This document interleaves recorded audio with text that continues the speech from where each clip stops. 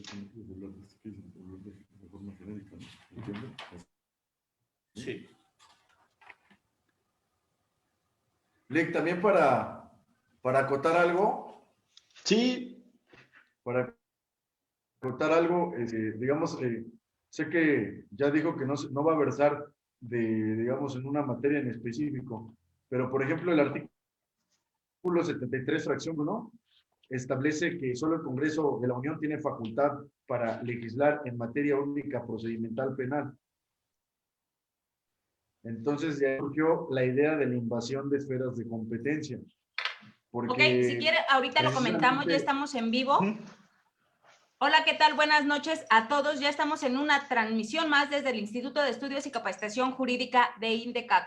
Soy la maestra Cristina Camacho, directora general del mismo, y hoy estamos en una transmisión especial. ¿Por qué es especial? Bueno, porque a petición de unos abogados que participan mucho con nosotros en nuestros cursos, talleres y conferencias, es que se está haciendo esta cápsula jurídica. Los espacios que nosotros tenemos en INDECAC también pueden ser utilizados por ustedes y cedidos para esta discusión o análisis de diferentes temas.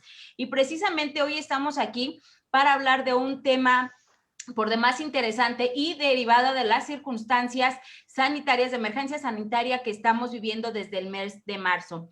Nuestra temática del día de hoy se centra en lo que es el amparo soberanía y en una interrogante que surge de este tema. ¿Cuál es? Es el preguntarnos si se suspendieron plazos y términos durante la pandemia. Y para contestar a este interrogante tenemos a un gran invitado, amigo de nosotros y quien ya también hemos tenido la oportunidad de escuchar en diferentes clases aquí en INDECAC. Está con nosotros el licenciado Yadir Yunuel Hernández Salazar, quien es secretario de Estudio y Cuenta del 15º Tribunal en materia administrativa del Primer Circuito. Amigo, buenas noches, ¿cómo estás? Buenas noches, Cris. Muy bien, muchas gracias por la invitación para platicar con el público que sigue a INDECAP. Es un tema que de verdad se me hace muy interesante, que quizá a lo mejor desde el ámbito jurisdiccional nosotros lo vemos netamente práctico o algo muy que no nos detenemos a pensar y que del otro lado ha generado mucha polémica e incluso, como en este caso, ese enfoque que ahorita los abogados también están interesados y que ha despertado esa intención de promover, de instar acá a hacer algo nuevo, que la verdad es algo nuevo que no habíamos tenido el gusto en el primer circuito en la materia administrativa de atender ahorita, que era lo que están haciendo valer como un amparo soberanía por los acuerdos generales del Consejo de la Judicatura en los cuales se hizo mención al esquema de trabajo durante esta pandemia, ¿no? En los órganos jurisdiccionales federales. Muchísimas gracias, amigo. Y bueno, está con nosotros los abogados litigantes, el licenciado Rodolfo Omar Hernández Escobar y el licenciado Israel Calva Corro. Buenas noches, licenciados. Buenas noches. Un gusto estar en su programa. De igual forma. No, al contrario, muchísimas gracias a ustedes. Y bueno, para entrar en dinámica, me gustaría preguntarles a ustedes la inquietud que tuvieron a bien de querer platicar sobre este tema tan interesante de el amparo soberanía. Me gustaría que nos explicaran un poquito para la gente que nos está viendo a través de la plataforma de Facebook Live por la página de INDECAC para que puedan entrar en contexto, por favor. Claro, el soberanía se comprende como el mecanismo que tiene todo gobernado, el mecanismo de control constitucional que tiene todo gobernado para proteger sus derechos por alguna invasión de esfera de competencia. Esto es a través de un amparo. Y la fuente constitucional se establece en el artículo 103, fracción tercera, y criterios también que ya se han establecido por el Poder Judicial Federal y diversas resoluciones. Este amparo precisamente surge o es el medio de defensa que se tiene contra la invasión de esferas competenciales. Estoy hablando de los gobernados. Sabemos que hay otros mecanismos de control de medio constitucional entre de esferas competenciales, pero que el gobernado no está legitimado. En este caso, el gobernado está legitimado y ataca medularmente a la invasión de esfera competencial mediante un amparo. A ese se le conoce, a esa figura en la doctrina se le conoce como amparo soberanía. Muchísimas gracias. ¿Iba a hacer alguna participación, licenciado Rodolfo? No, solamente para abundamiento, eso está determinado en el artículo 103 de la Constitución Política de los Estados Unidos Mexicanos, la fracción tercera, por invasión de esferas competenciales, básicamente. Y es un mecanismo donde el ciudadano común está legitimado, únicamente. ¿Y de dónde nace para ustedes esta inquietud de promover ese amparo soberanía? ¿Y de dónde nace la cuestión de ustedes en algún momento mencionar, no sé, no quiero tener alguna equivocación, respecto de, ustedes comentaban si el Consejo de la Judicatura estaba facultado o no? ¿De dónde ustedes tienen este argumento? Claro, surge la suspensión de términos por este problema de salud que está pasando todo el país y a nivel internacional. Surge y de pronto empezamos a ver como abogados litigantes que los consejos de las judicaturas, tanto federal como local, empiezan a establecer suspensión de términos. Entonces, la primera pregunta que nos hacemos es, a ver, un órgano administrativo que se encarga del Poder Judicial tiene facultades para hacerlo. Entonces, nos empezamos a investigar y encontramos la fuente y la respuesta en el artículo 29 constitucional. Entonces, al verificar cuándo realmente se suspenden los términos que están estipulados en el artículo 29 constitucional, que poco a poco los vamos a ir desglosando para que nos demos a entender y podamos comprender lo que nosotros estamos argumentando, surge ahí, a ver, ¿son competentes, no son competentes? Recordemos que los plazos y términos son netamente procesal y hace un momento decía el licenciado Rodolfo, a ver, nos encontrábamos en materia penal, ¿quién está facultado para legislar en materia? El Congreso Federal, y empezamos a hacer un análisis. Cuando llegamos al artículo 29 y lo desglosamos en su totalidad, empezamos a ver cuándo se pueden suspender ciertos derechos. Nos damos cuenta que los consejos de la judicatura no son los facultados para poderlo hacer. Para ello hay un procedimiento que estaremos desarrollando en el transcurso.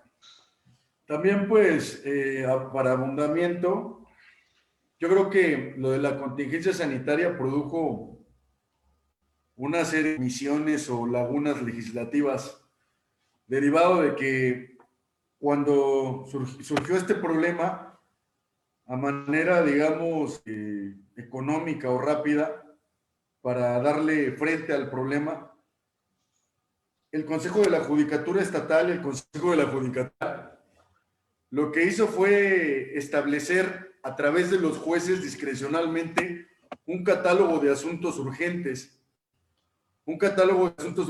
que atendían o cuáles asuntos no atendían, y esto provocó pues que los litigantes, cuando iban al juzgado, a veces hasta el oficial de partes era el que te negaba presentar determinados escritos. Y creo que pues esto no puede ser discrecional, porque como lo decía, el juez no está facultado para decir cuáles asuntos te van a aceptar y cuáles no.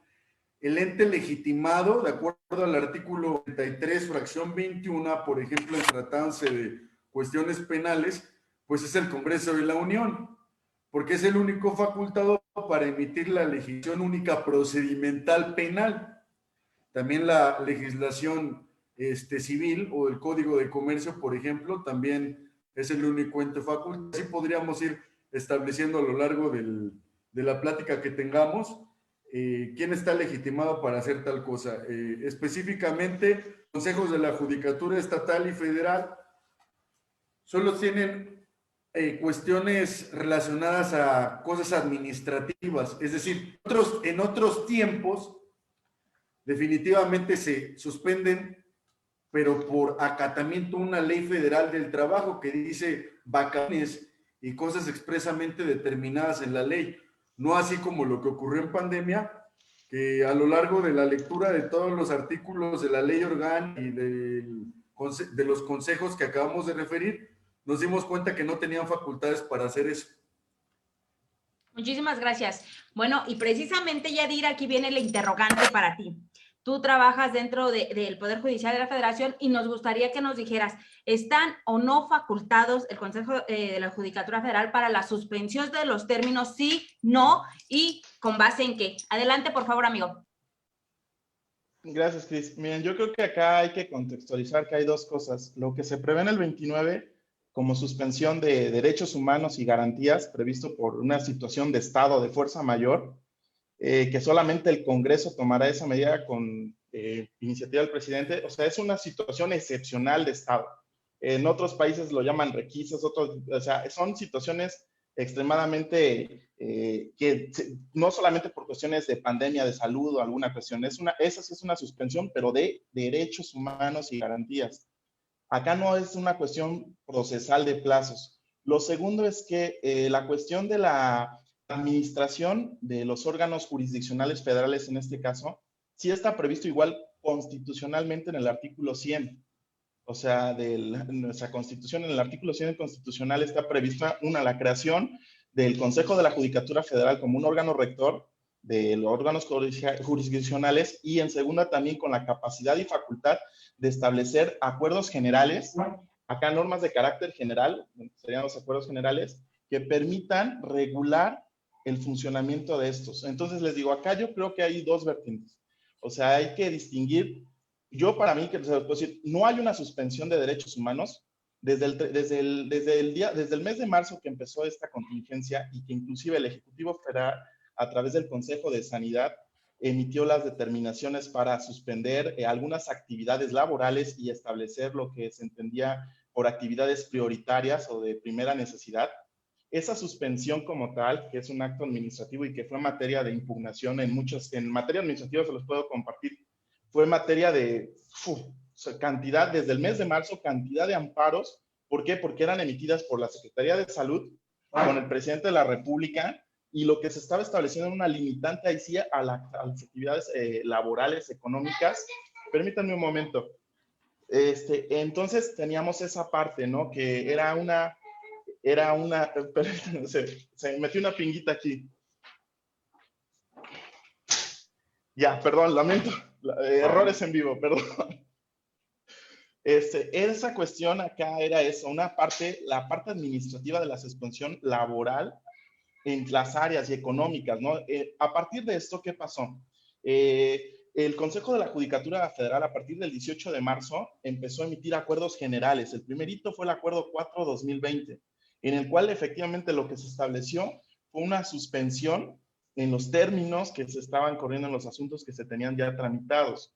Este fue el primerito. De hecho, este estuvo en lo que fue en marzo y abril, porque todavía no se teníamos con claridad cuánto tiempo iba a durar esto. De hecho, acá el primero fue el Acuerdo 4-2020 fue el que empezó a establecer esa parte en cuanto administrativa y operativamente para los órganos jurisdiccionales. No que estableciera una suspensión de derechos o cuestiones así, sino solamente en cuanto a la actividad jurisdiccional para el trámite, resolución y continuación de los asuntos. Entonces, yo creo que acá es algo bien importante. No estamos, en esta contingencia nunca hubo una suspensión de derechos humanos ni de garantías prevista en el 29. Porque eso, como lo dicen, es totalmente una facultad constitucional del Legislativo Federal.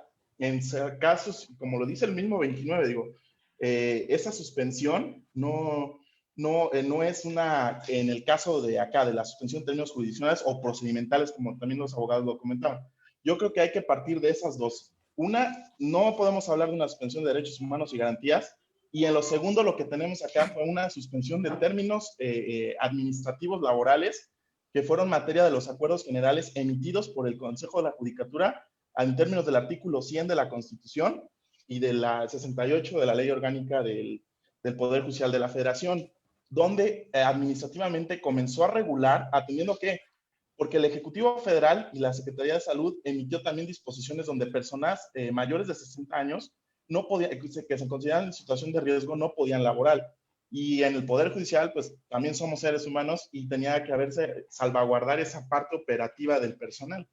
Entonces acá fue donde empezó a entrar ese conflicto, que sí, efectivamente, el 18 de marzo a abril, al 31 de abril, al 30 de abril, tuvimos esa, digamos que, suspensión, donde no corrieron plazos y términos. De hecho, así lo previó el Acuerdo 4-2020, que no corrían ni términos ni plazos. O sea, después empezamos a tener una cadenita, de los más importantes ya fue el Acuerdo 8-2020, en el cual lo que se previó fue el catálogo, ya como le estaban también comentando, de prever qué se entendía por casos urgentes, porque acá tuvimos casos urgentes, la continuación de los asuntos que estuvieran tramitados en juicio en línea y los juicios que estuvieran ya listos para resolución, que entonces no tenían por qué detenerse. Y eso fue un esquema de trabajo donde ya se empezó a visualizar que era, le digo, a partir de ahí, ya que fue en el mes de mayo, se establecieron inclusive definitivamente los tribunales o los turnos de guardia para el trabajo continuo. O sea, le digo, como tal una suspensión en los términos o en la actividad jurisdiccional o en derechos, no hubo. Acá la cuestión sí hubo un conflicto, debemos de verlo, en las partes operativas, incluso para efectos de notificaciones. ¿Por qué? Porque acá los términos al suspenderse, hubo asuntos que, por si en materia administrativa, que los puedo compartir, empezaron a correr términos hasta agosto, ya bajo la vigencia del Acuerdo General 21-2020, que ya estableció el reinicio de actividades laborales con horarios escalonados, turnos matutinos y vespertinos para órganos jurisdiccionales, para que tuvieran el 30% del personal trabajando continuamente. Digo, eso es lo que ahorita yo podría comentarles en esta parte. O sea, como tal una suspensión no hubo, sí hubo una crisis y un conflicto. ¿Por qué? Porque si para el área federal hubo problema para establecer cuándo se van a computar los términos, para el fuero común, ahí también es donde entramos. Cada materia fue la que empezó a tener el conflicto de acuerdos internos, e inclusive acá el problema general en cuanto a cuándo surtieron efectos los actos o las notificaciones de las resoluciones o de eso, o inclusive asuntos que estaban pendientes de notificar antes del 17, bueno, del 17 de marzo, que como les comparto, cuando se reinició la notificación las empezamos a hacer hasta agosto. Entonces yo creo que acá como tal una suspensión de derechos no hubo, suspensión de términos hubo breve, decretada únicamente en el Acuerdo 4. Le digo, los más importantes es el 4, el 13, y tenemos también acá ya fue el Acuerdo 21, que fue el que reiniciamos todos. Ahorita, ¿qué pasó? Tenemos un acuerdo, ahorita 25, donde estamos regresando al Acuerdo 13-2018, donde ahora, atendiendo a que ya estamos en semáforo rojo, de nuevo estamos en un esquema de sistema de guardias para los órganos jurisdiccionales y con un porcentaje de personal reducido y solamente con 1 o 2 días a la semana para poder acceder a órganos jurisdiccionales. Muchísimas gracias, Yadir. Abogados, ¿alguien quiere hacer uso de la palabra, por favor? Claro, yo quiero hacer uso de la palabra. Entendemos lo que comenta el licenciado, entendemos el problema de salud, entendemos la prioridad para proteger a todas las personas, tanto los justiciables como los órganos que operan el sistema judicial y los litigantes. Eso se entiende. Pero cuando nosotros estamos desde este lado, desde el litigio, y les digo en la vida práctica, cuando uno empezaba a promover demandas, no nos las recibían. Una negación a un derecho fundamental, el acceso a la justicia. Esta es la vida real que nos encontramos en los tribunales a diario. Esa es la vida real que nos encontramos con los justiciales que claman justicia, que piden justicia y no se les puede dar. Entendemos el problema de salud, pero también entendemos que el acceso a la justicia tiene que dar con otros medios. Entendemos la salud del personal, entendemos la salud de los abogados, que incluso abogados jóvenes compañeros han fallecido, pero que a su vez, cuando se reinicia todo el procedimiento, a su vez, había filas larguísimas. O sea, se generó un problema, se generó un cuello de botella. Entonces, si hay una negación al derecho, hay tensión de derechos, porque cuando uno acudía a los tribunales, no, abogados, eso no es caso urgente. Incluso con los del Poder Judicial Federal, cuando interponíamos amparos por privación de lo que establece de los prohibidos por la Constitución y de lo que cuando había órdenes de retención sin procedimiento, me decían, no es posible, licenciado. Hubo una cuestión netamente discrecional, aunque hubiesen salido los acuerdos, ¿eh? Cada tribunal, cada órgano jurisdiccional del fuero común, del fuero federal, tomaba cuestiones discrecionales.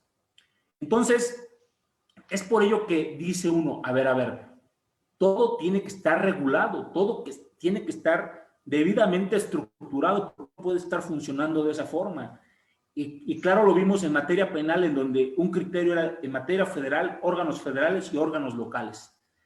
Y por eso surgió, a ver, ¿qué está pasando aquí? Y es cuando analizamos el artículo 29. Y yo considero que sí nos encuadramos en el artículo 29, porque dice, en los casos de invasión, primera hipótesis, perturbación grave de la paz pública, y dice, y de cualquier otra que ponga a la sociedad en grave peligro.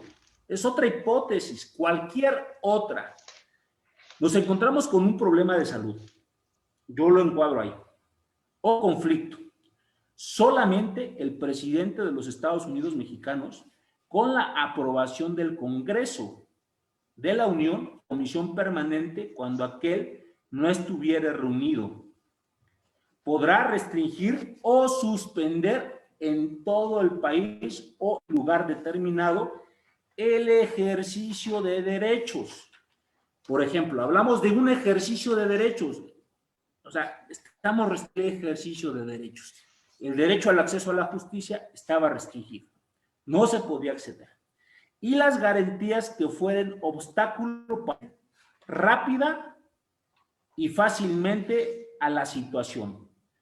Pero deberá hacerlo por un tiempo limitado, por medio de prevenciones generales y sin que la restricción o suspensión se contraiga a determinadas personas. Si la restricción o suspensión tuviese lugar hallándose el Congreso, concederá las autorizaciones que estime necesarias para que el Ejecutivo haga a la situación. Pero si se verificase en tiempo de receso, se convocará inmediato al Congreso para que las acuerde. Continuó con el segundo párrafo. En los decretos, o sea, ya hay una facultad que otorga eso, que expidan, no podrán restringirse ni suspenderse el ejercicio a los derechos. O sea, estamos hablando de una restricción, una suspensión a ciertos derechos. Y ahí establece un catálogo, y ese catálogo son varios derechos: a la no discriminación, al reconocimiento de la personalidad jurídica, a la vida, a la integridad personal, a la protección a la familia, al nombre, a la nacionalidad, a los derechos de la niñez, a los derechos políticos, al libre pensamiento, a la ciencia y profesar religión, principio de legalidad, prohibición de pena de muerte, prohibición de desaparición forzada y las garantías judiciales indispensables para la protección de estos. En estos casos, cuando nosotros nos llegaron un montón de asuntos familiares en el despacho, ¿qué nos pasaba? Pues no nos admitían demandas. Hablamos de cuestiones familiares, no nos querían admitir demandas. Hay restricciones, hubo restricciones por ahí, cuando ya empezaron a admitir después de 3 meses, 4 meses. ¿Qué fue lo que pasó? Pues que solo nos admitían la demanda y ahí se quedaba el asunto, no podían emplazar, porque eso involucraba generar a un funcionario a que fuera a un domicilio a notificar. También nos pasó eso en el federal, ¿eh? Yo promovía amparos y los que me admitieron en esos tiempos se suspendían, ahí quedaba suspendido. O sea, había una restricción a ese derecho, a esa tutela judicial efectiva. Entonces, continuando con ese artículo, igual nos dice que esas facultades o esos decretos que se generen por parte del Ejecutivo para hacer frente al tema que se está generando, está restringido porque la Corte tiene que analizar qué derechos. Los derechos que acabo de decir son irrestringibles. En el caso de que se hubiera generado, nosotros coincidimos que este era el mecanismo único para no generar conflictos que se están generando en este momento. Por ejemplo, en materia federal nos decían, pues sí se corrió el término. En materia local, no, pues no se suspendió. Entonces, se hizo un reverendo, por así decirlo, chilaquil, porque en unos nos dicen que sí y en otros nos dicen que no. Entonces, no hay seguridad jurídica. Es por ello que nosotros decimos, no era competente. El único competente, bajo los lineamientos que leí de la institución federal, y precisamente esa es la hipótesis que establece, no estoy hablando de invasión, de nada, sino algo grave que genera el país. Esto es una cuestión grave, no tan solo al país, a nivel internacional. Por ahí estuvimos platicando con algunos abogados de otros países y hicieron figuras de Centroamérica. Entonces, ¿qué pasó con el Estado mexicano? Y nos queda la duda, ¿qué pasó con el Estado mexicano? Entendemos que la situación económica no permitía esto, el Ejecutivo Federal siempre estuvo ahí, no se va a suspender, no. Yo esperaba todo eso, ¿no? Para tener una correcta organización y pasar a todo lo que está ocurriendo en este momento. En algunos dijeron sí, en algunos dijeron no. Algunos aceptaban, algunos no aceptaban. Llegan los acuerdos que dice el secretario, es cierto, llega el acuerdo, como que empieza a aclarar todo, pero sigo insistiendo, derechos fueron restringidos. Yo quiero abundar al comentario. Creo que la reforma de derechos humanos trajo un vínculo que es bien importante aclarar para entender los derechos humanos. Dice, en los Estados Unidos mexicanos, todas las personas gozarán de los derechos humanos contenidos en la Constitución y los tratados internacionales. Dice, así como de las garantías para su protección, cuyo ejercicio no podrá restringirse, salvo en los casos que la Constitución establece. Y precisamente es la restricción a esos derechos humanos, sería la restricción propia del artículo 29 constitucional, que en algo hemos sido coincidentes, tanto el abogado Yadir Hernández como el abogado Israel, pues no se decretó, pero era el mecanismo idóneo. Ahora dice, las normas relativas a los derechos humanos se interpretarán de conformidad con las constituciones, tratados internacionales, favoreciendo todo el tiempo a las personas la protección más amplia, el principio pro persona pro homine. Y luego dice, todas las autoridades en el ámbito de sus competencias deberán promover, respetar, preservar, garantizar los derechos humanos de conformidad con los principios de universalidad, interdependencia, indivisibilidad y progresividad. Esto supone que los derechos humanos tienen características. En específico, si hablas de interdependencia, todos deben de estar armonizados. Si hablas de indivisibilidad, no por garantizar uno vas a menoscabar el otro. Es decir, el derecho ciudadano a la salud lo entendemos perfecto por la contingencia sanitaria que se vive a nivel mundial. Sin embargo, no vas a pisar el derecho de acceso a la justicia. ¿Qué pasó? Cuestiones relacionadas con el interés superior de la niñez, de violencia familiar, medidas de protección a las víctimas que los ministerios públicos no podías hacer valer, y el control judicial no era uno de los catálogos urgentes, por ejemplo. La investigación complementaria, por ejemplo, para que se siguiera el curso de la investigación, para que se pasara a otras etapas, vulnerando también el derecho humano a la libertad. Entonces, pues esto, la Constitución es muy clara. También habla de indivisibilidad y progresividad. La progresividad también supone el ejercicio de los derechos humanos, no en retroceso, sino de forma progresiva e incluso sistémica, ¿no? Yo creo que poniendo esto como premisa mayor, que nos apartemos de que sean humanos los servidores públicos, eso no se pone en duda. Creo que los servidores públicos pues han puesto su vida también, pero yo estoy hablando, y lo dije desde un principio, de una laguna o de una omisión legislativa, que cuando murieron trabajando, pues los legisladores no estaban haciendo su función, con todo respeto. Es decir, tuvieron que haber generado los mecanismos, las tecnologías que protegieran también al servidor público. Es decir, estamos frente a un marco de un problema en el que pudiera bien dársele una solución a través de las tecnologías legales. en materia económica igual ocurrió lo mismo, se restringían los derechos de las personas al trabajo, a la salud, a la alimentación de los menores. Y ya lo decía el abogado Israel, ese tipo de derechos no se pueden restringir, incluso tiene una condición sine qua non el artículo 29, solamente por un tiempo específico. Y aquí hubo una omisión legislativa. A mayor abundamiento, y es un criterio que me gustaría estar, lo considero pertinente para efecto de que se pueda realmente precisar o hacer la distinción propia en el sentido que no es nada más una cuestión atingente a la suspensión de plazos y términos, sino que está de forma sistemática involucrada con otro tipo de derechos, ya lo decía, la libertad, la cuestión del interés superior del menor, de la familia, de otros derechos, trabajo, por ejemplo. Los abogados, pues nos quedamos en algún momento incluso sin prestar el servicio como lo veníamos desarrollando.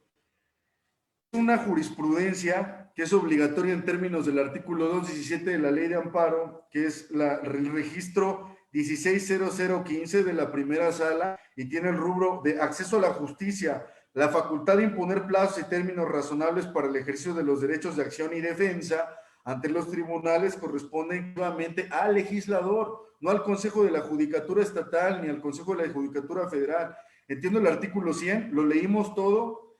Si nos alcanza, nos gustaría leerlo para que se quede bien precisado cuáles son las facultades, y también entendemos esa parte. No nos sabemos hacer este amparo soberanía si no hubiéramos leído todas las fracciones una por una.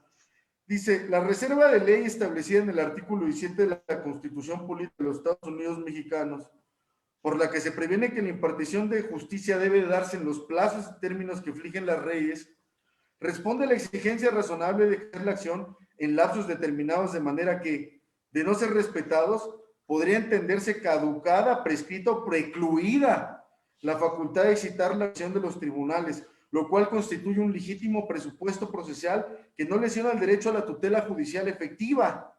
Fíjense, no vulnera o no lesiona el derecho a la tutela judicial efectiva. En este sentido, la indicada prevención otorga exclusivamente al legislador la facultad para establecer plazos y términos razonables para ejercer los derechos de acción y defensa ante los tribunales, por lo cual puedo concluir, en términos del artículo 73, fracción 1 y fracción 30, por ejemplo, en tratándose en materia única procedimental penal y de civil, ¿sí?, que solamente el legislador federal tiene facultades para hacer ese tipo de suspensiones de plazos y términos, no así el Consejo de la Judicatura Estatal ni Federal. Entonces, también el abogado Javier Hernández, que pues no corrieron términos y plazos, que estaban suspendidos, que se reanudó el trabajo continuo, que habían unos acuerdos el 8, el 21, el 13, el 14, dentro de los más importantes para una organización netamente pues al interior del juzgado. Sin embargo, en mi opinión técnica, y soy muy respetuoso de las medidas que tomó el Consejo, sin embargo, hay un principio de legalidad, y ese principio de legalidad pues establece requisitos sobre los cuales, por ejemplo, yo lo decía en una amparo soberanía que promoví de un tema específicamente en materia penal, y rápidamente, la investigación complementaria concluyó, luego, Ministerio Público decía, ¿sabes qué? Por la pandemia pude hacer los actos de investigación, pero hay que hacer la distinción propia. Ministerio Público no lo rige el Poder Judicial. A Ministerio Público lo rige una ley orgánica del Ministerio Público y el Ministerio Público no estuvo suspendida sus labores técnicamente desde ese punto de vista. Y entonces lo que puedo concluir en ese es que se le pasaron los términos porque el juez de control tiene que cerrar la investigación complementaria o un de oficio y solamente tiene tres opciones: suspensión condicional, sobre iniciar la acusación. Y esto podría llegar a tener un desorden de tal magnitud que si no están suspendidos los plazos y términos hipotéticos como el que acabo de presentar, pues se dejaron los términos y plazos corriendo y aunque lo hizo un órgano que está legitimado, pues técnicamente pues ya se pasaron los términos, precisamente por esto que acabo de referir.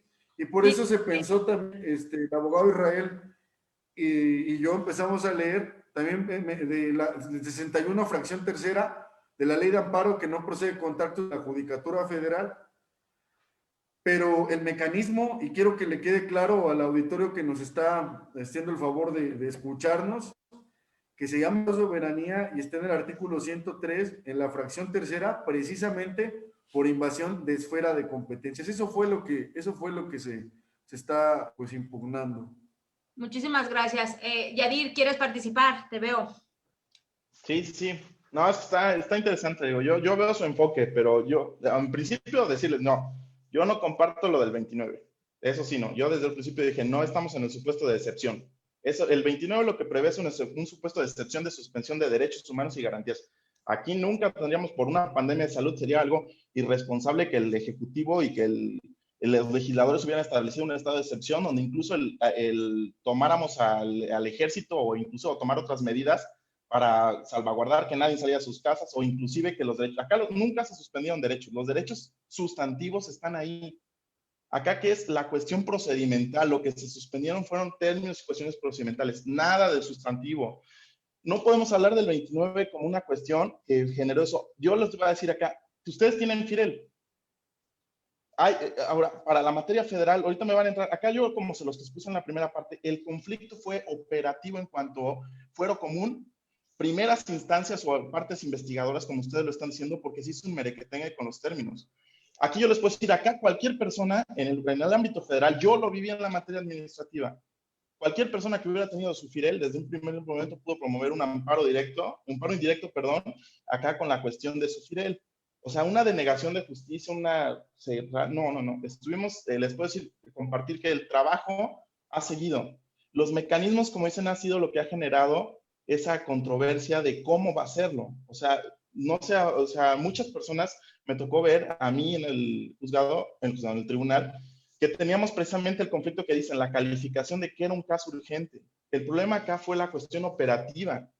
En materia penal, si vemos el acuerdo 8, que fue el que fue dando lo que eran casos urgentes, en materia penal, como dice, prácticamente yo es lo que tenía conocimiento, o sea, todos estuvieron trabajando, no había por qué suspender, porque acá lo que tenían eran, ahora, si me dice que el Ministerio Público, eso, pues que ahí esos actos de autoridad podían impugnarlos en los amparos indirectos por violación a derechos humanos. O sea, la calificación de elementos, de hecho, el acuerdo, lo que les comentaba, el 8, donde ya dice cuáles serán casos urgentes en materia penal. Y está en materia civil, en materia administrativa. Nosotros teníamos caso urgente incluso hasta los embargos de cuentas bancarias.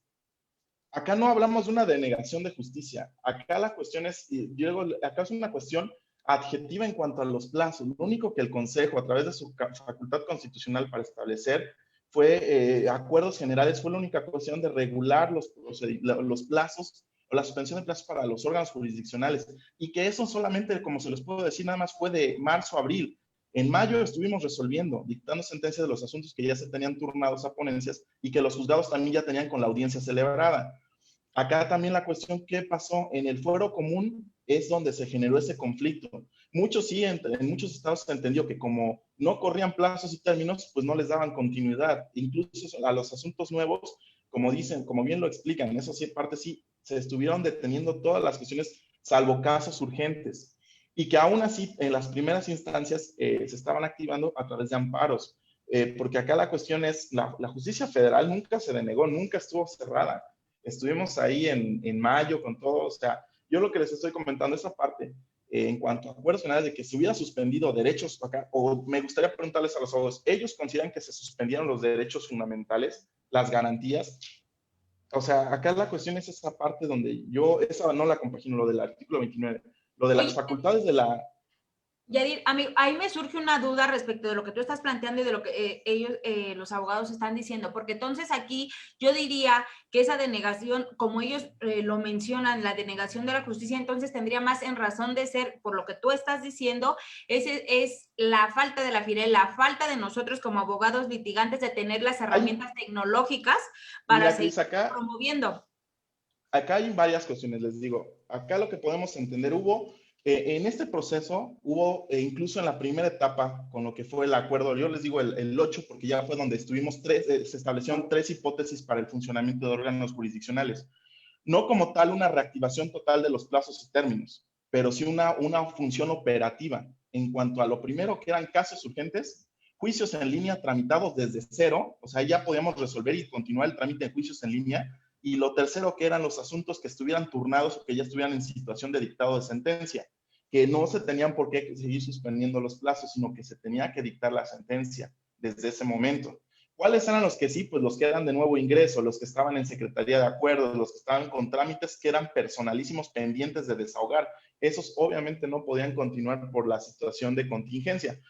Ahora, digo, cada quien puede tramitar, digo, acá la cuestión es el choque que se generó con los estados o con los que no estaban preparados, precisamente como lo dijeron los abogados, con los medios tecnológicos para dar continuidad, o en casos donde no se les dio una calificativa correcta, pero eso si lo dan, si se dan cuenta, esos actos de autoridad fueron materia de, incluso podrían ser claramente materia de un amparo, o sea, de una controversia ahí de amparo por los actos de autoridad que generan esa molestia.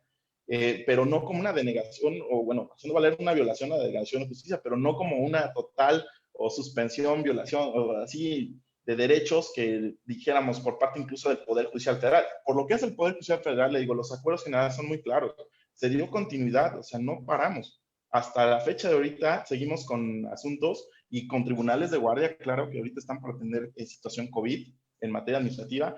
En materia civil también tiene situación de guardia para los asuntos que se califiquen de urgencia.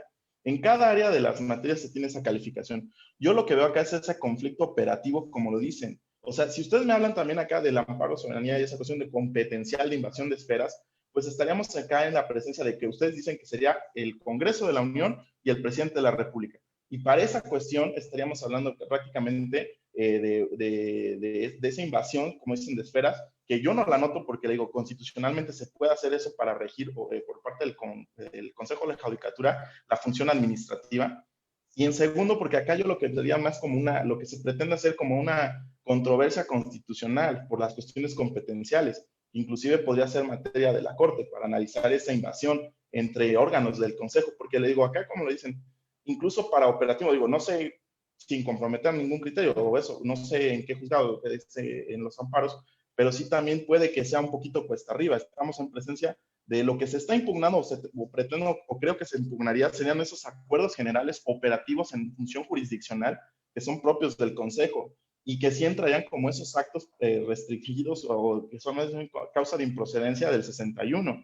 Entonces, digo, es interesante el planteamiento. Yo acá lo que veo, no como invasión de esferas, pues digo, la Constitución nos ampara al Consejo para poder emitir esas directrices que dieran que regularan el funcionamiento de los órganos. Ahora, no hubo una suspensión, digo, eso me queda claro, que no hubo suspensión de derechos humanos ni garantías, porque acá lo que veo es, si a lo mejor lo que están diciendo es ese conflicto entre acá el conflicto yo principal lo veo en cuanto a las autoridades de primera instancia, que ellas sí, como bien lo dicen, o sea, ¿por qué un ministerio público se va a regir por un acuerdo del Consejo de la Judicatura?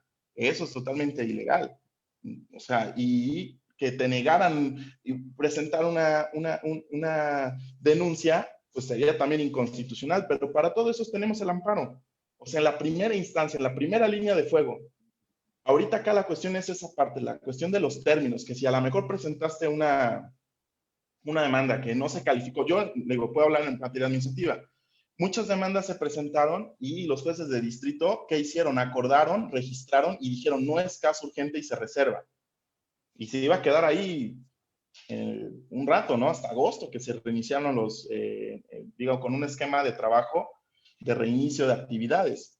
Pero ¿qué pasó? Se promovió contra esta determinación los recursos. ¿Y qué pasó? Se hizo la calificativa, porque efectivamente, ya fuera que impactaban a la situación económica, a la situación de salud, o que a lo mejor el asunto versaba respecto de una cuestión de un derecho fundamental, y entonces dijimos, no, pues no puedes decir que no es caso urgente, es un derecho fundamental, y eso no está restringido. Por eso yo les decía, como una suspensión de derechos humanos, una restricción, no hubo un estado de excepción. Tan es así que por eso nosotros dábamos trámite a los asuntos. ¿Por qué? Porque estábamos viendo que la calificación que a veces, como eso sí, también estaba en un primer momento de manera subjetiva, no teníamos un parámetro más que el juez a lo mejor tomaba y decía, no, pues este sí, este no.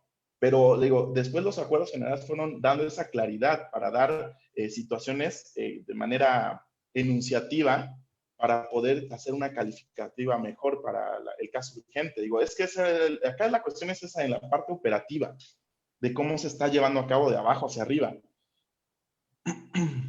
Muchísimas gracias. Creo que los abogados quieren hacer algún comentario respecto de lo manifestado por el licenciado. Adelante, por favor. Sí. Hace rato hablaba de una competencia, de una controversia constitucional, por eso inicié con la definición de la amplia. La controversia constitucional, sabemos que hay órganos legitimados, los ciudadanos no están legitimados, por eso se da la apertura al amparo soberanía, en donde legitima al gobernado para atacar una invasión de esfera competencial. La pregunta es, si se suspendieron plazos y términos, mi pregunta es, ¿se afectaron derechos o no? Yo digo que sí. Y derechos procesales. Que el artículo segundo párrafo, en el último renglón, dice que no se pueden suspender los derechos judiciales, o sea, el procedimiento. Esos, aunque el Ejecutivo lo haya hecho, haya declarado el estado de excepción, nunca se pudo haber suspendido esto para hacer valer los derechos que dije que no eran suspendibles, que no se podía hacer. Entonces, si hay afectación, ¿por qué? Porque cuando se suspendieron los términos, por ejemplo, yo le hablo en materia penal, por ejemplo, si estamos hablando de una investigación complementaria, de 3 meses, se cerró la investigación complementaria y se suspendió, no empezó a término, entonces la persona para irse a un tribunal y declarar si hizo o no el hecho delictivo e irse a juicio, pues se prolongó. O sea, está a tiempo de lo que tenía que estar. Y por consiguiente, de los menores o los niños, la familia, derechos fundamentales que llegaba y presentaba la demanda y nos decía, para empezar, estaban cerrados los juzgados. Hubo un segundo momento en donde ya decimos urgente, sí, no, un catálogo, adelante. Pero también se habla de una cuestión tecnológica que habla el secretario, pero lo cierto es que, por ejemplo, yo tengo mi FIREL desde el 2015, yo estuve presentando amparos, todo por FIREL, y cuando era el momento de llamar al tercero interesado, pues ahí se quedaba detenido el asunto, y se le empezó a dar trámite posta. Entonces, ¿qué pasa? ¿Hay un acceso a la justicia? ¿No hay un acceso a la justicia? Si hay mecanismos, hablamos en materia administrativa y fiscal, pues ya hay juicio en línea, pero en las otras ramas del derecho no hay nada. O sea, estamos con un sistema tecnológico que no tenemos acceso a la justicia, que no existen ni los mecanismos de cómo se van a llevar los accesos tecnológicos en estos casos. Por ejemplo, me hablaba de solución en amparos. Yo todo lo recurro en amparos, los recursos agoto el principio de definitividad y muchos amparos me los desechaban. No es caso urgente. Iba yo personalmente, trataba de hablar con el secretario, oiga, no es caso urgente. E incluso aunque estaba el catálogo, por ahí incluso hasta tengo videograbaciones de muchos funcionarios que me negaron ese derecho.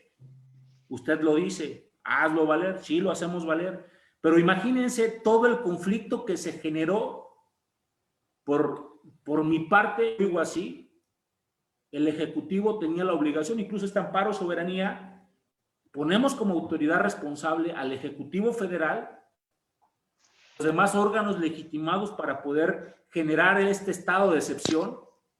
No hablo de una militarización, hablo de una situación grave, hay una grave y la salud es grave. E incluso no nada más es en la cuestión judicial, es en las situaciones que, por ejemplo, de las que hablan de toque de queda, o sea, eso toque de queda también es inconstitucional. Cuando se habla, es que tal estado ya dijo que cerrara. A ver, espérate. Pues cumple lo que establece el artículo 29 constitucional. Ahí es bien claro qué derechos sí, qué derechos no. ¿Quién lo tiene que hacer? ¿Quién está facultado? hasta evitar todo este problema. Y en caso de que no se pudo haber evitado, pues para eso estaba lo que decía el licenciado Rodolfo, los legislativos, para dar solución. Ahorita vemos que los órganos legislativos no han generado nada. Es una situación muy discrecional porque estamos hablando de mecanismos tecnológicos, por ejemplo, en el fuero común, que ni siquiera tienen el mecanismo para realizarlo, es válido en un juicio, no existen los mecanismos. Y no en todas las materias. No, y no en todas las materias posibles para poder hacerlo. Perdón. Sí, no, sí, abogado, sí. O sea, como dice, la cuestión operativa de ejecución, incluso para llevar a cabo el ejercicio del acceso a la justicia, en muchas áreas y materias está restringido. Sí, totalmente. O sea, yo comprendo. De hecho, es desesperante. Yo creo, o sea, esto no se previó. O sea, llevamos desde el mes de marzo hasta ahorita y que vamos a continuar. Si ahorita lo ven, incluso el acuerdo 25, yo es lo que le estaba comentando, o sea, el acuerdo 21 era lo que ya daba un poquito más de luz y celeridad a los casos de trámite, más allá de que se conflictó, como ustedes también ahora sí que ustedes lo vivieron, ¿no? Cómo se conflictó el que en agosto reiniciaran o intentaran promover, y que ahorita todavía estoy seguro que tienen asuntos que están pendientes de acordar que se presentaron, y que ahorita vamos a regresar atendiendo el semáforo que tenemos en la zona que es Estado de México y Ciudad de México, no sé, también en provincia, pero que el Consejo para esa zona previó ahorita el retroceso al acuerdo 13 del 2020, que era el que establecía un sistema no de reinicio total, sino ahora donde solamente hay guardias y donde hay una continuidad de resolución de los que ya están turnados, pero donde se vuelve a suspender los términos de los que están pendientes. Entonces, vamos, esto es algo cíclico y que como ustedes lo ven, o sea, a mí también me tocó que hablaban, en nuestro órgano jurisdiccional se pusieron los números telefónicos de los secretarios que tuvieran para que se comunicaran y hiciéramos videollamadas. Y es angustiante ver esa parte operativa, ¿no? O sea, digo, yo entiendo totalmente, a lo mejor yo lo veía, como le estaba desde un principio diciendo, desde adentro se puede ver meramente algo meramente administrativo y a lo mejor desde el ámbito adjetivo, simplemente, y ustedes lo están trasladando a la cuestión sustantiva, porque dicen, ¿cómo no va a haber una afectación a un derecho sustantivo en cuanto a la impartición de justicia por el hecho de que no me están aceptando mi demanda y que está suspendido el plazo? A lo mejor yo lo diría desde el otro lado. No, es que el derecho sustantivo está ahí. No es de que se te esté denegando justicia, porque en el momento de que tú lo entregas en la oficina, a lo mejor ahí lo pusieron el sello, lo guardaron, o a lo mejor ni lo recibieron, pero tu derecho sigue ahí, porque cuando se reinicien los plazos, lo vas a poder hacer valer válidamente. ¿Por qué? Porque en teoría esa suspensión de plazo te sigue protegiendo. ¿Para qué? Para que no haya una prescripción, no se precluya el derecho, etc, etc. Entonces, a lo mejor esa parte era lo que ustedes ahorita lo están viendo en esa parte reflejada, ¿no? De que se está aterrizando una cuestión sustantiva, por decir, al quejoso o al gobernado, dile, no, pues no puedo presentar tu demanda de divorcio o no puedo presentar de alimentos, porque, y la familia tiene a los hijos esperando que la contraparte pague alimentos, ¿no? Es algo desesperante y que no pueda ni en la vía penal ni en la vía civil continuar un procedimiento porque hay una suspensión de términos. Yo lo que veía está ahí, ¿no? Esa parte es donde yo no la discuto, o sea, materialmente, aunque digo, operativamente yo lo vería como del lado del órgano jurisdiccional, pero ahí yo lo que vería, esa cuestión de violación a derechos, sería en el acto de la autoridad, la denegación de no te estoy ofreciendo y es caso urgente, un amparo contra esa negativa, ¿no? O la omisión de hacer algo, ¿no? Por actos o omisiones. Yo lo vería en esa parte de configurar. Por eso yo, a lo mejor desde mi punto de vista, les diría, no hay una denegación de justicia porque está todavía la justicia federal para impugnar esa parte del conflicto operativo que tienen los órganos de abajo, ¿no? O sea, aquí no es de que ya los de abajo, es que ese es el conflicto. Primeras instancias y todo entendieron que como los de arriba tienen suspensión de plazos, sí, pero la suspensión de plazos es una más cuestión adjetiva, no sustantiva. Y si hay derechos sustantivos que en la primera instancia se deben de impugnar, claro que continúan y no se puede denegar esa parte. Y que está para eso el amparo, ¿no? Yo lo veía así. Ahora, volvemos al argumento cíclico, ¿no? Como decía el abogado, volvemos que llegamos a la justicia, no, pues no es caso urgente. Ese es el problema. Yo sí lo entendería desde esa parte en cuanto a la impotencia, incluso para hablarle al cliente, ¿no? Y decirle, no, pues, o sea, debe de haber una forma. Yo lo que veía acá. Yadid, y tal vez ahí es donde viene la molestia por parte de los abogados litigantes, ¿no? ¿Quién decide? Que no hay una sensibilidad. Ajá, la cuestión de qué es un caso urgente y cuál no es un caso urgente, porque esto podríamos hablar de una cuestión relativa, puede no ser urgente para determinada persona, pero para el quejoso puede sí ser una cuestión de carácter urgente.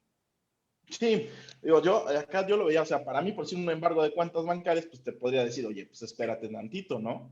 Pero pues te pones a pensar que esto duró 8 meses, 9 meses, pues dices, 9 meses sin que puedas sacar dinero de tu cuenta, te mueres de hambre.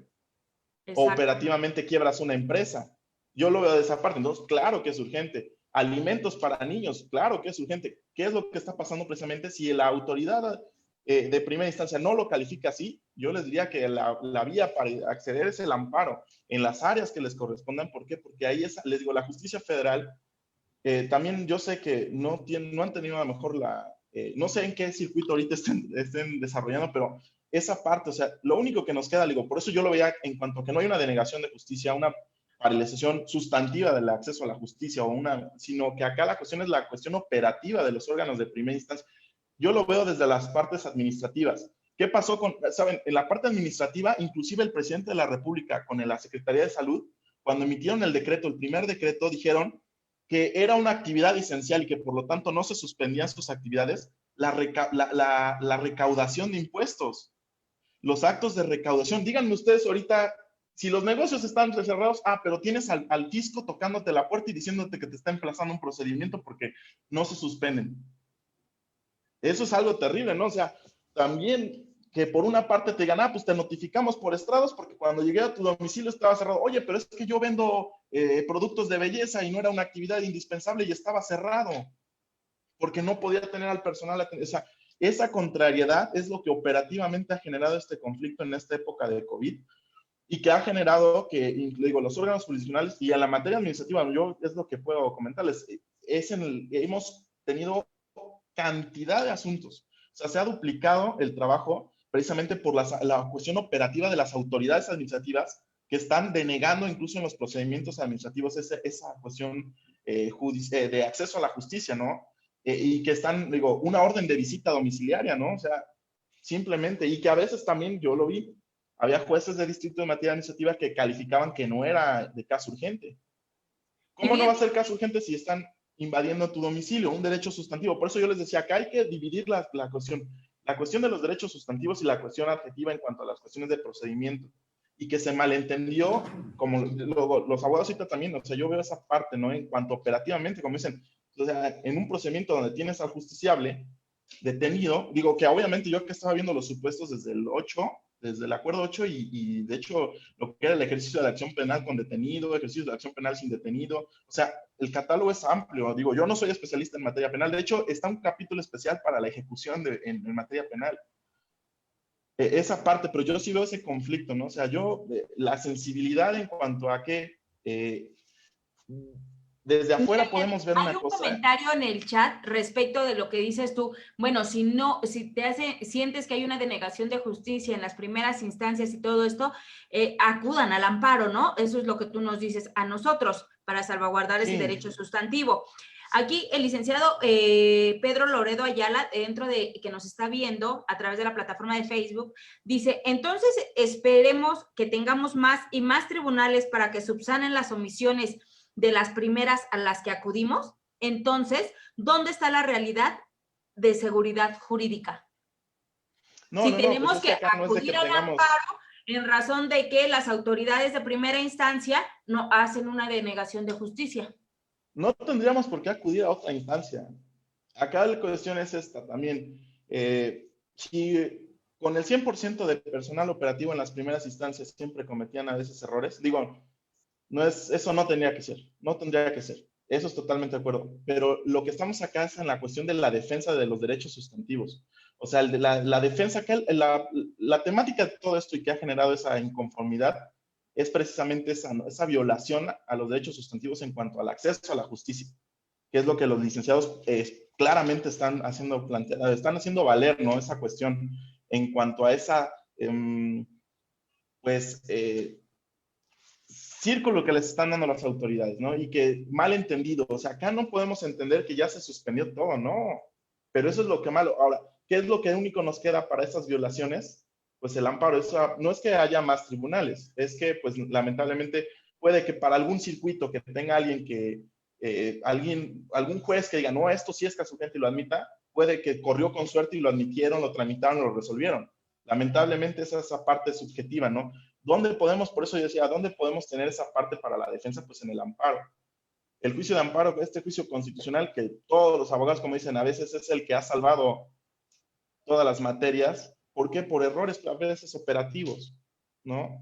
Es algo a lo mejor que hasta para los gobernados y todos los justiciables es indignante, ¿no? Y sí, o sea, decir, digamos, en el sistema norteamericano no tenemos amparos. ¿Por qué? Porque la sociedad confía en sus jueces de primera línea.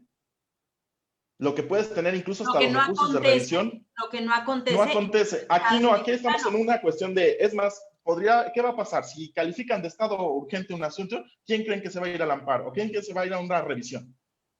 Pues la autoridad, bueno, yo lo veo en el amparo, ¿no? La autoridad va a estar ahí duro y dale. No se va a decir, no, pues sí tienes razón, es caso urgente, porque pues imagínate, te voy a visitar y te voy a embargar o algo, ¿no? Es caso urgente. No, la autoridad, al contrario, va a estar peleando ahí. Acá la cuestión es esa, este mundo a veces en la cuestión jurídica, esa parte de esa insatisfacción o esa desconfianza que se tiene, ¿no? Y ahorita pues es lógico, es eso, pues entonces, si bueno, se pudiera calificar desde el amparo y que ya nos dijeran la línea de que si es procedente, tramítalo, pues estaría fascinante, pero no, pues acá también a veces es esa parte, como les digo, la primera instancia es la donde ha colapsado ahorita en estos momentos con pandemia. Y la ejecución, imagínense, la ejecución de las sentencias, ya ni hablamos. O sea, el gran problema es que incluso para ejecutar una sentencia, a mí me dijo un abogado, licenciado, ¿de qué me sirve que tengo la concesión de amparo? ¿Cuándo me van a devolver? O sea, ¿cuándo? Si están suspendidos. Lo mismo, o sea, la ejecución, y ahora ejecuta. La autoridad, no, pues no estamos. Pero notifica, entonces imagínense. estamos ante la realidad de que, digo, partiendo de lo que comentan los abogados, entiendo que tú dices, la cuestión sustantiva ahí está, lo que se vio afectado fue la parte procesal. Procesal y operativa. Y entonces nosotros debemos decir, bueno, mi derecho está ahí. ¿Cuándo? No sé.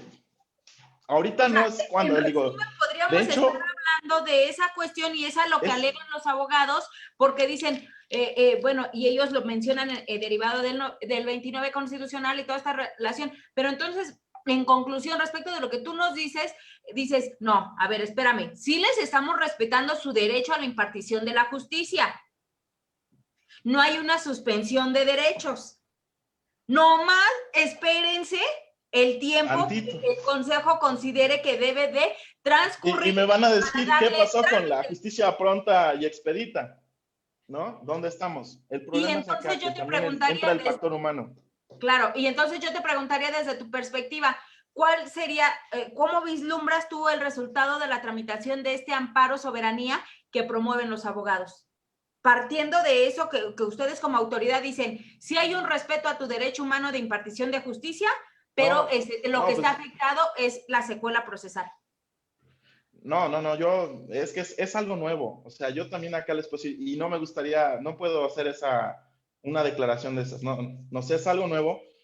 Yo creo que todos los abogados lo han pensado y han estado indignados, y la gran mayoría se queda con esa indignación y aguantando en la línea, incluso pues, con el reclamo incluso de sus clientes.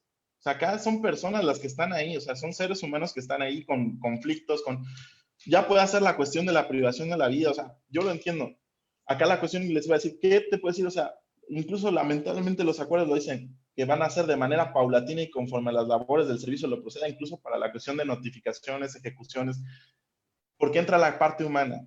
Porque a lo mejor ya buscas a las autoridades o buscas o como lo decían los abogados, emplazar a una persona, a un tercero, y que no lo localices o que está resguardado. O sea, esto es donde entra la situación humana. Acá la cuestión es esa parte, la parte operativa.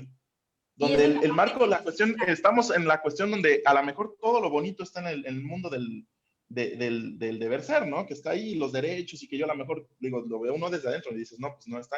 ¿Cómo no te va a afectar si puedes poner miles de ejemplos donde el mundo de afuera, donde la realidad te alcanza? O sea, ahí no, eso Y ahora, digo, a mí se me haría, no podría, o sea, el asunto, digo, es algo muy novedoso.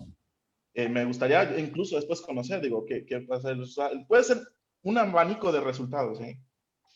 Incluso hasta si en la primera instancia o en el primer momento, ¡pum!, lo más rápido sobre SEO, obviamente tendrán su recurso. Y en el recurso, todavía a lo mejor, como están haciendo planteamientos directamente, a lo mejor de una interpretación constitucional, es lo mejor los abogados nos van a decir, ¿saben qué? Algún día nos dicen, ¿saben qué? Esto terminó en la corte. Esto no, ya nos estaremos reuniendo de manera virtual para platicar sobre el resultado. Y aquí me gustaría ir cerrando en las cuestiones de conclusiones, y para eso les doy el uso de la palabra a los abogados que quieren participar, por favor. Bueno, yo creo que la contingencia sanitaria nos hizo ver una nueva realidad. Nos tomó a todos desprevenidos. Estamos viviendo una era digital en donde los estados, la federación y en concreto pues todos los organismos, la Secretaría de Salud, Secretaría de Economía, el Poder Judicial, todos se deben de adaptar a las nuevas exigencias tecnológicas. Y por eso yo empecé mi primera intervención con que estamos viviendo la realidad de una omisión y una laguna legislativa.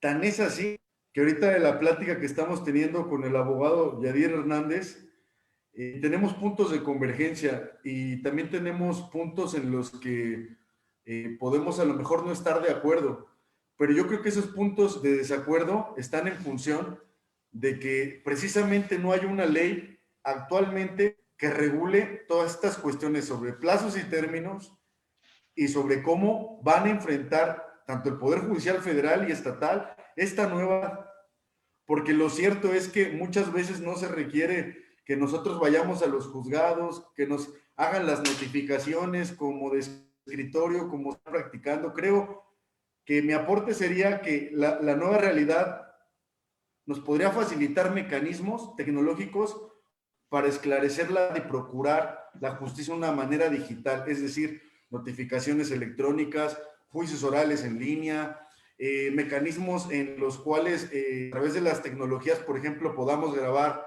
a los funcionarios, en su caso, por ejemplo, policías, el principio de publicidad, por ejemplo, bien, muy importante en las audiencias penales y en todo. Yo creo que ya debe de mutar ese sistema abstracto, formal y lleno de requisitos. Estaba leyendo la ley de Aebutia, hace 200 años antes de Cristo, querían encontrar la verdad a través de formularios, ¿no?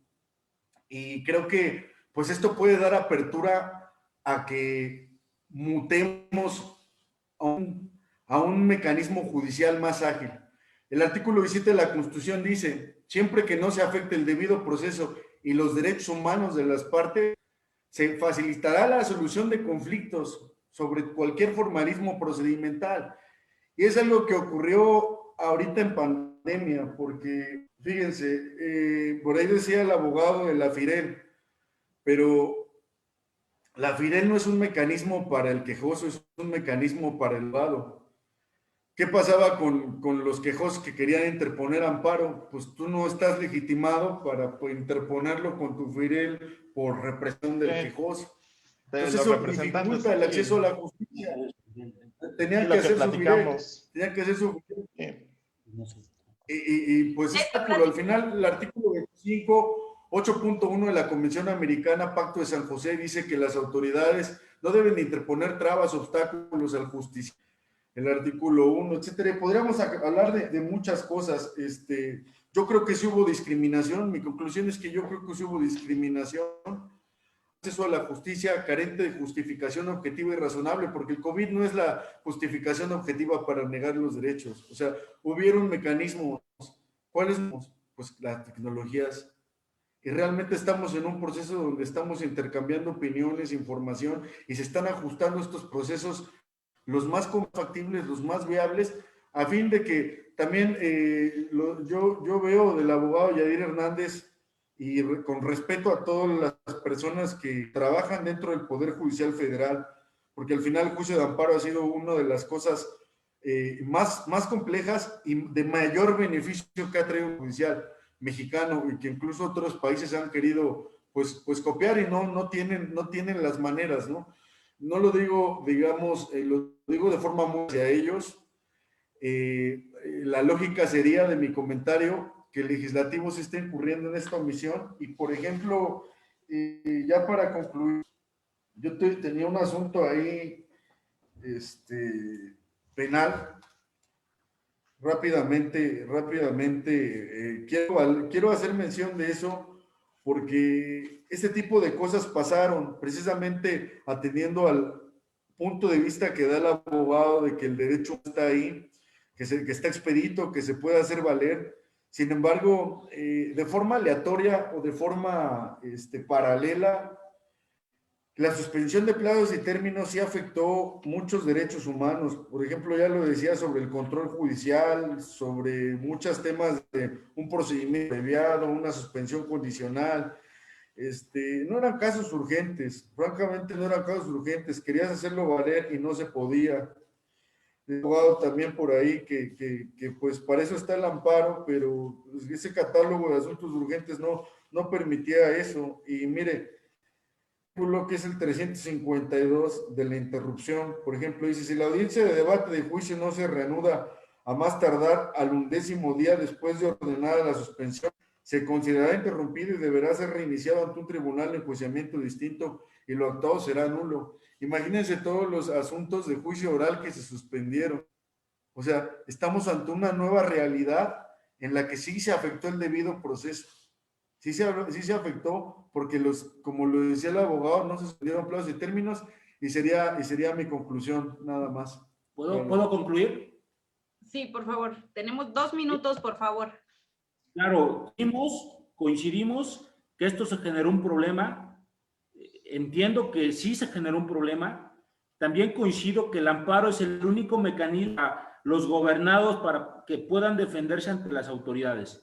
Y precisamente comparto el criterio del abogado, del secretario de acuerdos, y este problema que se generó, por eso planteamos el amparo a soberanía, para atacar el fondo, no ir atacando asunto por asunto, atacar el fondo.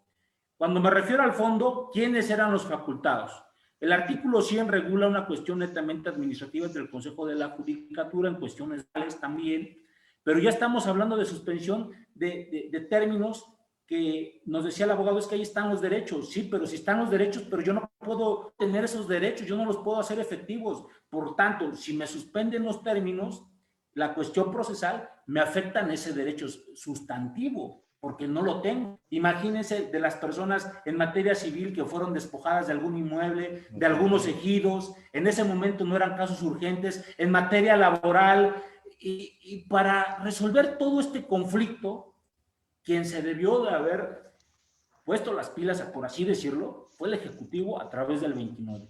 Si hubiera generado la situación correcta del 29, no estuviéramos con este problema y no estaríamos atacando asunto por asunto, por asunto, por asunto. Imagínense los costos que nos saldrán los despachos para ir atacando asunto por asunto. Bien decía el abogado, hay ocasiones que la autoridad en forma ordinaria no entiende la cuestión constitucional. Y lo cierto es que la Constitución establecerá los parámetros cuando se puedan suspender ciertos derechos sustantivos. Incluso ese mismo artículo dice que respecto a las cuestiones adjetivas no se podrán suspender para hacer valer esos derechos que son insuspendibles, por así decirlo. Con eso termino. Muchísimas gracias, Yadir. No sé si quieres hacer un último comentario antes de dar por concluida la plática. No, claro que pues, para mí mi conclusión es que estamos frente a un nuevo escenario, un nuevo paradigma jurisdiccional, y en cuanto a los operativos, o los operadores que somos los impartidores de justicia, o lo que estamos dentro del sistema de impartición de justicia, creo que también es una oportunidad para poder mostrarles y estar a la altura de lo que están pidiendo. Digo, esto es muy normal, de hecho no es posible que no se hubiera ese reclamo social, ¿no? Acá la cuestión también es lo que influye, ¿no? O sea, desde la parte sustantiva, puedo decir, no hay una denegación, pero en la parte operativa, lo que les decía, de nada te sirve un amparo si no te pueden ejecutar, no se puede dar un cumplimiento. ¿De qué te sirve que esté el derecho, si no puedes promover. Si qué te sirve que haya un juicio en línea, a lo mejor debemos de estar preparados. Yo creo que acá la función jurisdiccional, esto es un proceso, esto nos va a dejar una gran enseñanza hacia adelante. Digo, no estábamos, como lo dijo el abogado, no estábamos listos, fue un golpe que pensamos que a lo mejor iba a ser de 1 o 2 meses, y no, o sea, estamos prácticamente cerrando el año. Y fue algo que no quedó afianzado y que ahorita todavía sigue un camino por delante, ¿no? Y que esto va a permitir reestructurar el Poder Judicial.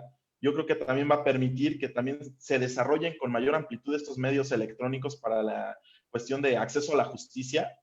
Y yo confío que en los órganos jurisdiccionales vamos a estar a la altura para dar esa respuesta a la sociedad, ¿no? ¿Qué más que es de hecho, el Poder Judicial de la Federación es a veces el rayito de esperanza de los justiciables, digo.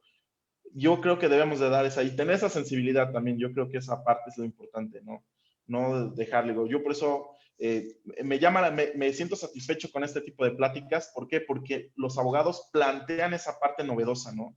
Que a lo mejor como operario o como operador jurisdiccional lo das por alto, ¿no? No te detienes en esa parte, ¿no? Y te genera que tengas un proceso de sensibilización, ¿no? Entonces, felicito a los abogados también por esta parte, este ejercicio que están realizando en defensa de sus clientes, o también de generar una cultura aquí, ¿no? De instar a las autoridades y de que nos obligan a estudiar un poquito más. Muchísimas gracias. Y sí, te agradecemos mucho, Yadir, el haber participado, el haber permitido este ejercicio, como bien lo dices, porque a veces nosotros desde la esfera de abogados litigantes tenemos toda esta incertidumbre respecto de qué va a pasar, qué vamos a hacer, qué le vamos a decir al cliente, y el que tú nos des un poquito de... podemos no estar de acuerdo contigo en todos tus argumentos, porque jamás vamos a tener la misma perspectiva, ustedes desde la cuestión de órganos jurisdiccionales como nosotros de abogados litigantes, ¿no? Nosotros que estamos de este lado y que dependemos de todos sus acuerdos, de todas sus decisiones y de toda esta situación. Sin embargo, te agradecemos esta participación que tuviste, así como la inquietud de los abogados. Ya saben que los espacios de INDECAC están abiertos para ustedes, y yo sé que se viene, esto es un parteaguas, esta cuestión de la emergencia sanitaria es un parteaguas, como bien lo dicen tanto los abogados como tú lo han mencionado, en todas las materias. Simplemente vamos a ver toda la reforma que se va a venir en cuestión de materia laboral, que no estaba contemplada esta situación de emergencia sanitaria, toda la cuestión de teletrabajo, toda la cuestión del home office, todos los despidos que se dieron durante la emergencia sanitaria, o sea, un sinfín de temas que vienen a darnos cuenta de la situación en la que vivimos y que vamos a tener que adaptar todo nuestro sistema jurídico, ¿no? Yo les agradezco mucho que hayan participado. Le doy las gracias al licenciado Yadir Yunuel Hernández Salazar, quien es secretario de Estudio y Cuenta del 15º Tribunal en materia administrativa del Primer Circuito, por haber accedido a platicar sobre esta temática por demás interesante, así como a los licenciados Israel Calva Corro y al licenciado Rodolfo Omar Hernández Escobar. Muchísimas gracias por plantear esta inquietud, y bueno, ya saben, aquí vamos a seguir platicando de temas muy interesantes. Yadir, buenas noches. Buenas noches a todos. Muchísimas gracias. Licenciados. Gracias. Muchísimas gracias. Bueno, pues nos despedimos de esta cápsula jurídica. Fue un debate rico y los esperamos y los seguimos invitando a que visiten nuestra página de Facebook de INDECAC. Muchísimas gracias a todos. Buenas noches.